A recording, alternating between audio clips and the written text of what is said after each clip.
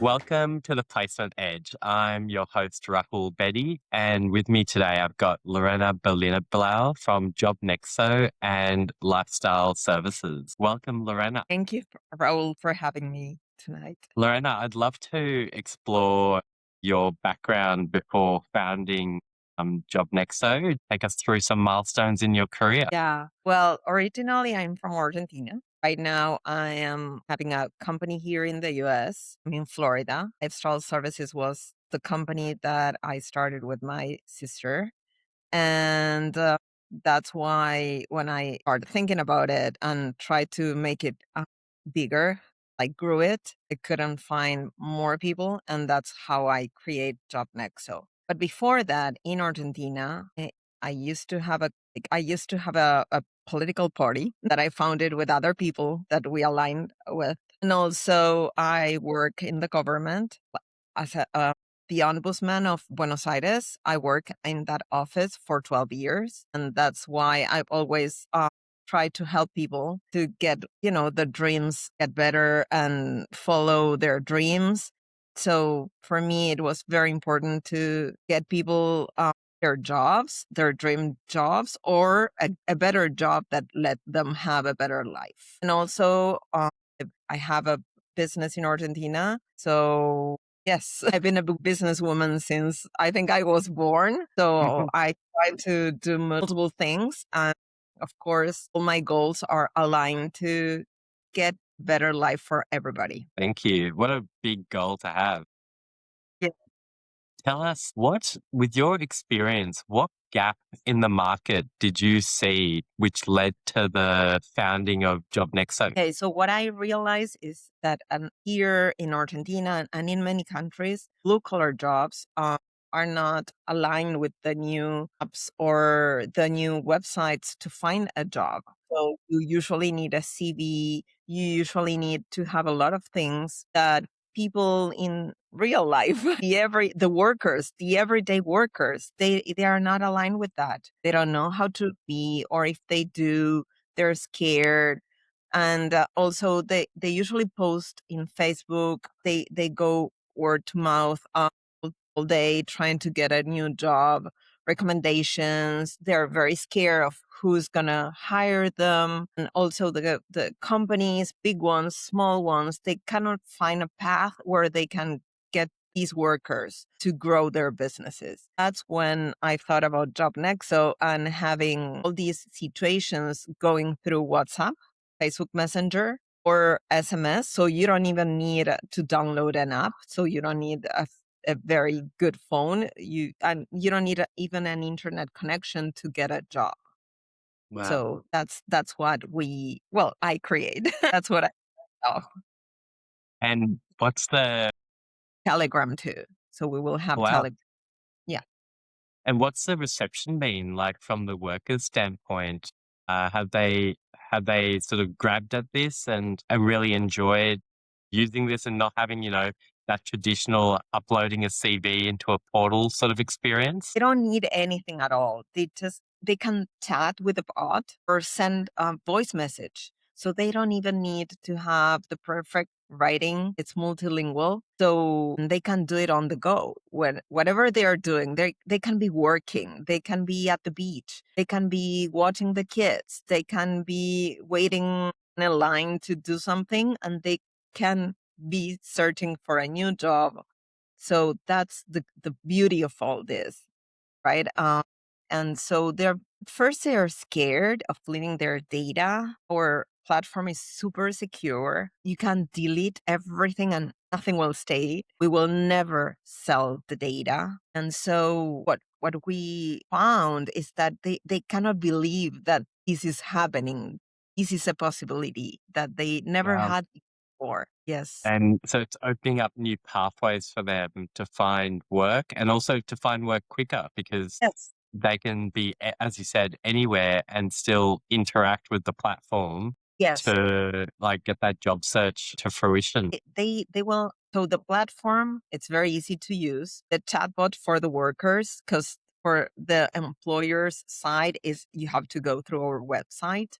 But from the employees point of view, this is very easy. It's like talking to your mom, you know, like talking to a friend and saying, okay, I'm looking for the job. And it has geolocalization. So you don't even need to say where you live. It's the area that it's covered. And you can say, well, I need a job between like 5 miles from where I am now. I don't have a car. I need these, and that. And so the bot will ask you several questions to try to get the perfect match Wow. for employee. And what sort of work have you seen it place? So right now we're more focused on construction and cleaning, but cleaning could be a lot of things. You can clean for a hotel, you can clean for homes. This is not a platform where you imagine you have a home and you want to hire somebody to clean your place. It's not Yes. for that. This is for businesses that need people for their businesses to increase or hire. That's why it's so important, because we ask for, say, certain data. We're very concerned about safety, so Mm, we ask for some data from the employer's point of view to be certain that the employers are real. yes. Employees, it's for free. They don't have to prove anything because the employers will double check or have an interview afterwards. So Yes. this just the connection, right? It's not that we are providing jobs. We're just making the matching. It's like, imagine Tinder or like that. Yeah, got it. So it's a really useful tool for a company that might be recruiting for a role, and it essentially just provides the connection, and then they can take their own process and lead it to a job or not. Right. That's the whole idea. Like, Yeah, make cool. the matching very simple, very easy to use with the tools you already have in your phone, But right? Because most of the people have WhatsApp. And for the people who doesn't, you have the SMS or the Facebook Messenger. yeah, got it. And where do you see it going, like over the next 6, 18, maybe even 3 years from now? Hope the app will help everybody around the world to be able to have the job they're looking for. I've been in touch with some governments because they are very interested in the solution we design, because there are many people who has no jobs. So the unemployed people can sign in and prove that they're searching in a very easy way. They just leave their data and forget about it. And so what the platform does too is, like, imagine you leave your data, but you went through some interviews, but you're comfortable with the job you already have. So you don't take these ones, but the platform will still have your data. And where there is another job that may be a good fit for you, it will send you a message saying, okay, do you still want to, a new job? And you have to answer yes or no. And so the AI will match you with the new company. Got it. Yeah, interesting. And you've got such a diverse background, like especially looking back at your politics and government. Like Sure. how did what link does that have to where you are today, and how did you make that transition? So I always been both things. So when I was 13, I went to the UN with my parents. You can go and visit. And I told my dad, I want to work here because I want the global peace. That was my goal. I didn't want wars, and I didn't want anybody to suffer. And so my dad was like, okay, do whatever you want. I studied international relations, then I studied international economy, political economy. That's my university background, I would say, academic background. But my parents have businesses, so I started helping them since I was a kid. So I had all these background from the everyday situation, right? And so I started working with my dad, and also he advised politicians. I have a lot of leadership background, like studies, and I try to help them.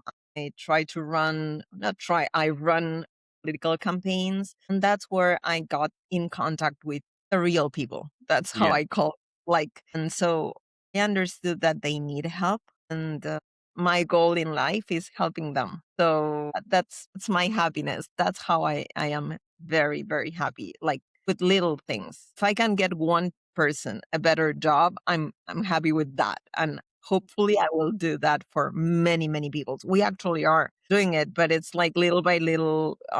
We're not doing a crazy campaign to make us big, like huge from one day to another, because we are testing the platform also to not to break or to be perfect match for everybody. But again, I think this is more the end of the day. It's going to be a very good tool for governments. Yeah.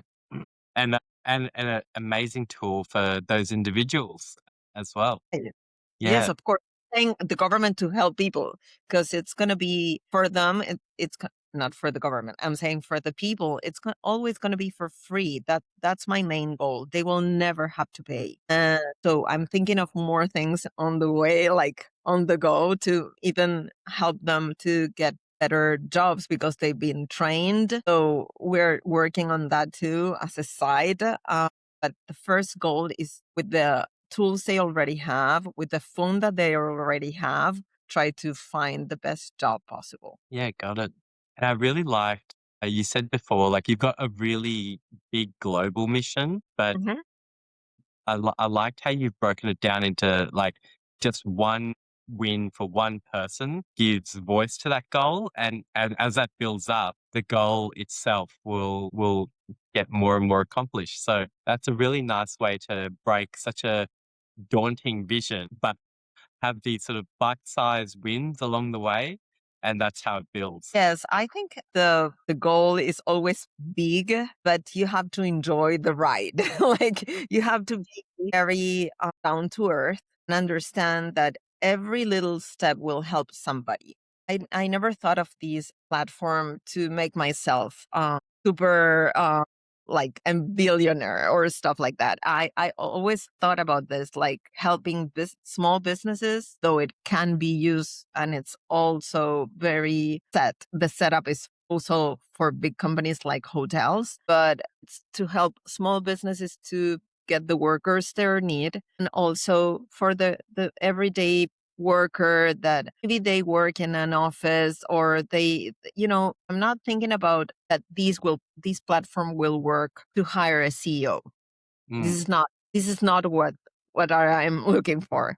I don't know, maybe in the future will help that too, but right now it's for the people who has a lot of expertise in what they do, or it's their first job. That's why we are in touch with colleges to, the kids are trying to have some money and they work for, I don't know, a coffee store. So these tool will help them too. mm. Yeah, I understand. And I guess with you sort of sitting in your place, like talking to other business operators who might be in your shoes, like they've founded a company and they're juggling a lot of hats. What advice would you give on sort of managing, like how do you make, like, be the superwoman? I'm not a superwoman.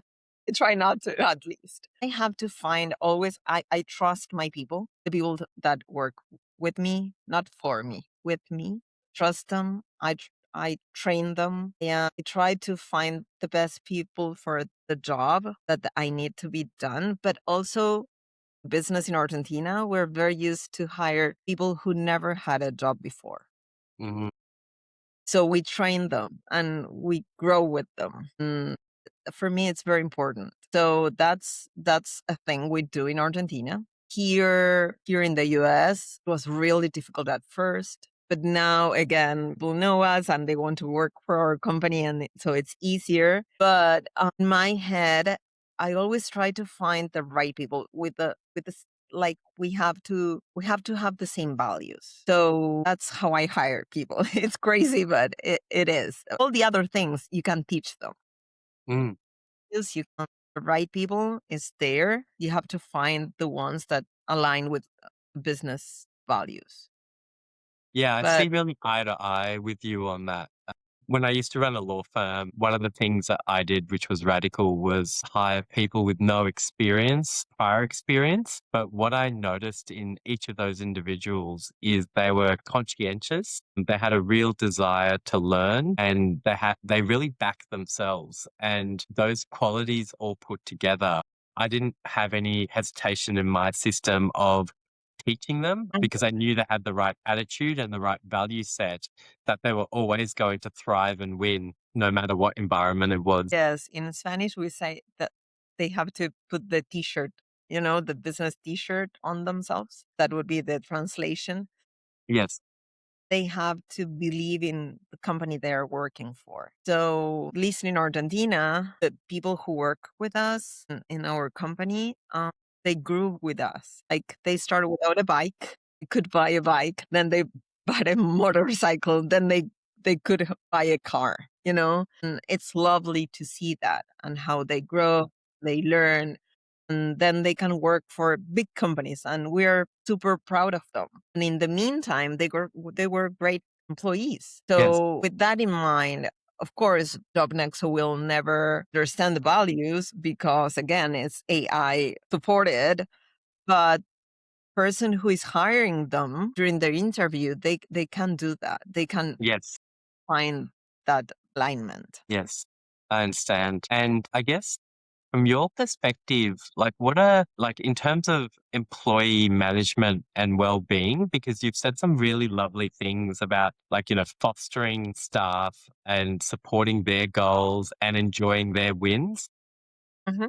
What are some like key tips or insights you'd have to other employers who are managing staff? Love that. So my former assistant, she worked for me for like 6 years, 5 years ago. She will again. She will work for the company again in Argentina. And one of the things that we were talking about, she was like, you know what? I never felt that I was a number for the company. And I always felt like I was being seen. Mm, It was somebody. It was not like figure at numbers. Somebody who was not interesting for you or for, the rest of the employees. Like we celebrate birthdays, we do stuff, right? Even if it's a small business, it doesn't matter.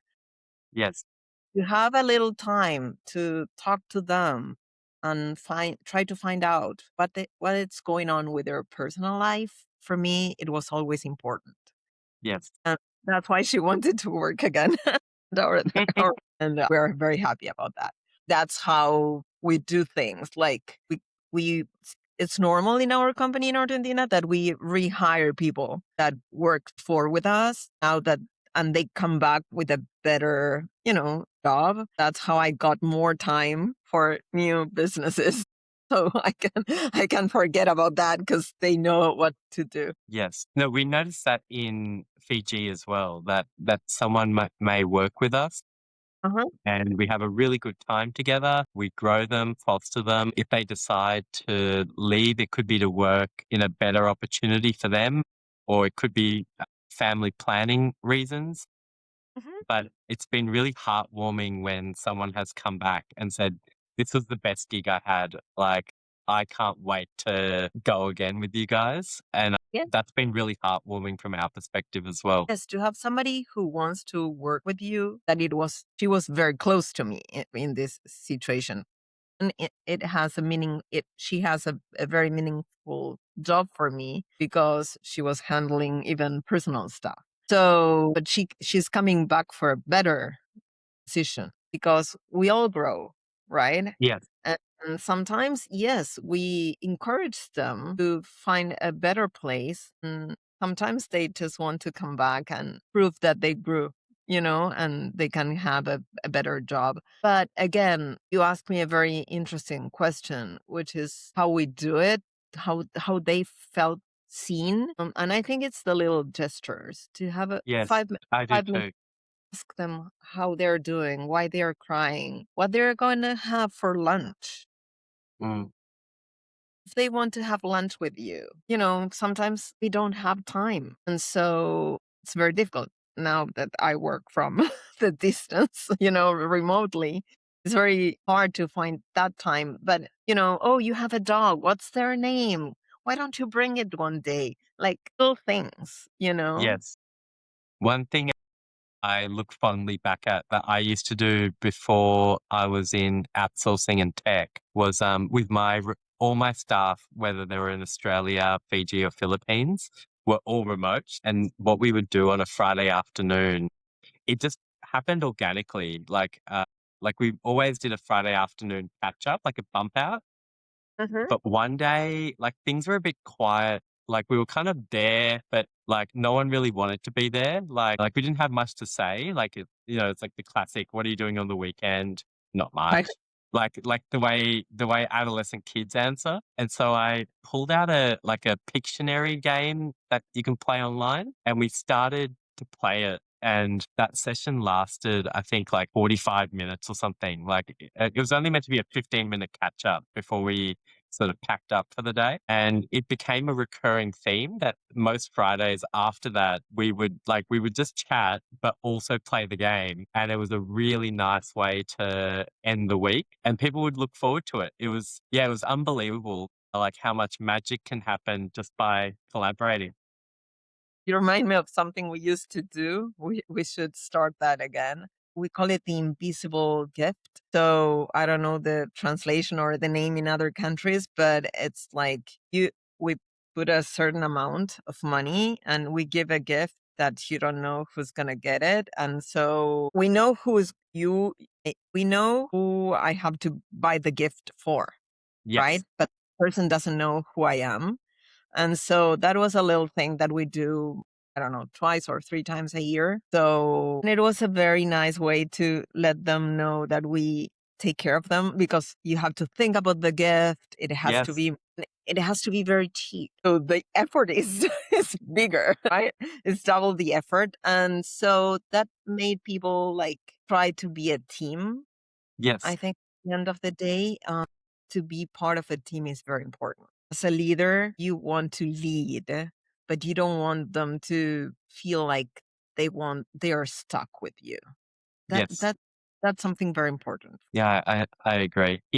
I've played that game that you mentioned. We call that Secret Santa, so it's normally done around Christmas time, but I love that you can actually just broaden it out to being a random time in the year, and the ideology still the same and the intent still the same. Huh? Yes, and we also again we celebrate birthdays. And for instance, when I know that somebody's moving, I send a gift. I try to find out what their needs are. So there are many things that I don't believe in for that are weird. I know, like usually people pay sales people, the people who work for sales, like incentives, Commission. like commission. I don't believe in that system Okay.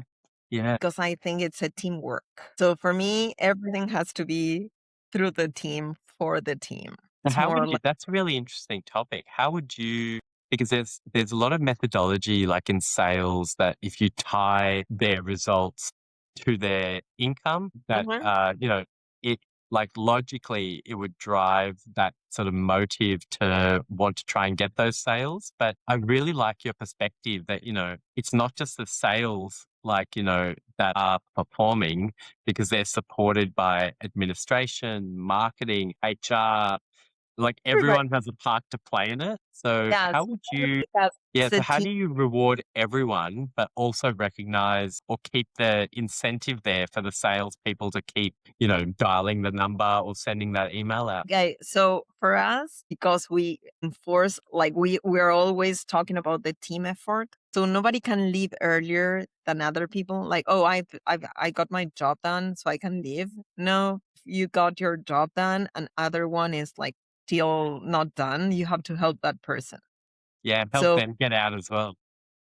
it's like the McDonald's format that everybody knows how to do somebody else's job, so they have to work together. So we reward the whole team. So they have to work together. And Amazing. yeah, so everybody pushes the other one. So it's not our push, it's the team push and Yes, also the reward. yes, yes, yeah. Imagine you buy from Amazon, okay? But yeah, the picture was perfect. And but the person who delivers the product that you bought put it in the wrong door, Mm. wrong apartment store. So what's your feeling about that It goes seller? down, yeah. Okay? So that's the main, I think the whole chain, everybody's part of that sale. So you have to reward everybody or Yeah. punish everybody. It doesn't matter. And rewards are like every country has their own ways because of the laws. In Argentina, it's very difficult to work with that too. But long ago, I was talking to a very important person from another country, from El Salvador, in a very high level government situation. And they're concerned about the same things we're concerned here in the US or we're concerned in Argentina, the lack of interest, the lack of commitment with the businesses that Mm. they're working for. Maybe you've got a CV, right? And you call them to have an interview and they never show up. Yeah. Then they complain that they don't got the job. With Job Nexo, we are a step further because this AI will match you, and so you know it will be aligned with Mm. you are looking for. But again, it's on you as an employee to show up, to go to the Yes. interview, to be a better person or a better employee, to do the best job possible, to commit. Right now, the younger generations are not very committed to the work they're doing. I think they're frustrated. Mm. Maybe they saw about their parents or, different things. And for me, there's a way to solve that depending on each country. In Argentina, you got to pay for the people, you pay more for somebody who has stay longer and you have more vacations, for instance, paid vacations. But I think that's not enough. Yes. Okay. So the gap between somebody who has just started the job, doesn't matter what education they have, and somebody who has been at the same place for longer should be bigger. That Yes. gap I also larger. think at the moment, like that younger generation coming through, they're in an environment where like the reward comes with a much shorter investment or time span, like attention time span. And they've seen their parents maybe work hard in a sustained one career, for 30, 40 years. And they go, I want to get that in 1 year. Surely I can get that in 1 year. And so there's that tension at the moment where they're in traditional styles of employment and their attention's going, no, I want to try and speed this all up. I don't want to do this for 30 years. Like it feels daunting. Yeah, well, I think that's a big problem right now because they're gonna Mm. live longer than us. That's for sure. And so social media is not helping because I think that they will be billionaires, millionaires in one day, 2 days. They think that's gonna be easy, and they spend. And I love traveling. Listen, I love traveling. And most of them are like, okay, I'll work this year, earn this amount of money, and travel the world. And I won't work for a few months and then I'll come back. But they don't realize that they need to save money for their retirement because it's going to be long, because we will live longer. They will live longer than us and they will need to have a good amount of money for their retirement. And I think nobody's telling them those things. Yeah. So immediate satisfaction, the reward has to be now because what is next? Maybe I'll die tomorrow. We went through the pandemic, and I think that hurt a lot. Yes. We're still, dealing with that. It reminds me of a story. I supported a young gentleman. He was absolutely amazing with his attitude and his ability to focus when he wanted to. But just like you said, he really liked to travel. So he would work with us sort of for between 4 and 8 months at a time. He Mhm. would work really hard and save a good amount of money, and then he really liked Japan at the time, so he would then he'd leave us, like not leave, he'd put it on pause and we would make arrangements to fill the gap and he would go to Japan and it was always an unfixed amount of time. Like he'd never bought a return ticket, so it could have very well been that we'd never see him again or we'd see him in 2 weeks. It was unknown, but we supported that over a couple of years. And interestingly, the last trip he did, he actually asked if he could remotely log in from another country and continue working, but it was like opposite time zones. And we were able to support that as well because he was fantastic. So we wanted to back it. Interestingly, though, what I saw change was he found love in one of the hostels and then spent some time with that lady's parents in Czechoslovakia. Uh-huh. Their relationship grew and grew, and then something switched in him where that sort of nomad sort of lifestyle that he was living turned into, "Oh, no, I wanna settle down now and, get a long-term lease on a house," and they moved rural, and he got back into serious work with us.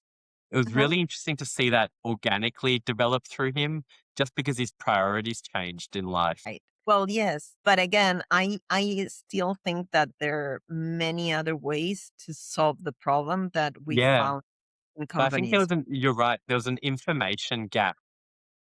Not every company can sustain remote work. Yes. So I think all the people that I found online, like social media and stuff, they are always talking about these great jobs, the how you can work from some other place, the leaders, how you can leave your job and start and have your own business. But that is such a little niche, Yes. right? That's why Job Nexo comes for all the other people who are the most. Yes. So you need the real workers. You need people to prepare the orders, right? To send through Amazon. Because the bots, of course, we're all thinking, oh, the bots, the AI, everybody's gonna be changed by some type of new development, new industries. But that will take a little while. Hopefully, as much as we need to reconvert and have people working for other areas that are not so tradable for AI, right? It's not a trade that you can do so easily. So, yes, I think we have to prepare the people for that transition. And also think that there are many other jobs. Like, again, yes, you will have a bot to clean, but for instance, we have a lot of people we work for here with lifestyle services that are old, Mhm. right? And I feel like sometimes they don't hire us or the girl, hire our company just to have the girls cleaning up their houses. They need company. Yes.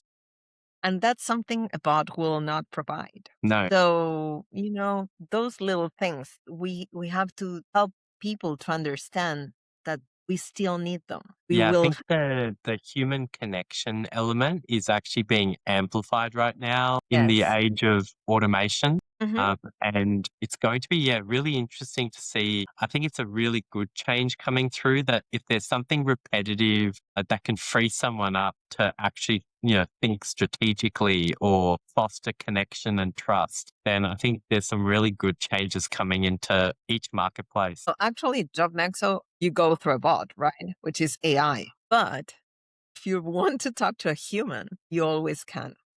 Yes. Because for me, that was one of the things. So if you want support, you just ask, "Oh, I want human assistance," and you will get. They will send a bot will send us an email, so somebody will call you. So it's very so yeah, because AI will solve many things, but there are others that won't, Mm. and we always want to have human beings at the end of the day. Yeah. Lorena, one last bit of advice for the audience. They could be potential job seekers or they could be business owners. What would you leave as a bit of life advice for everyone listening? Have the courage to start no matter how old you are. I'm 52 and I'm very proud that I invested in a new country, leave my family behind, not all my family, but part of it. And then I have a new dream and I follow it. It's never too late. It's never too soon either. You can be young, start from zero. It's not a failure if you fail. A failure is not to try for Totally. me, Thank at least. you. If anyone wants to connect with me and Lorena, there's links for our LinkedIn below this episode. And please like and subscribe to this show and go visit Job Nexo's page to have a look at what they're doing. Thanks, Yes. Lorena. Thank you, Raul, so much for having me today. It was a Thank you. pleasure. Absolutely.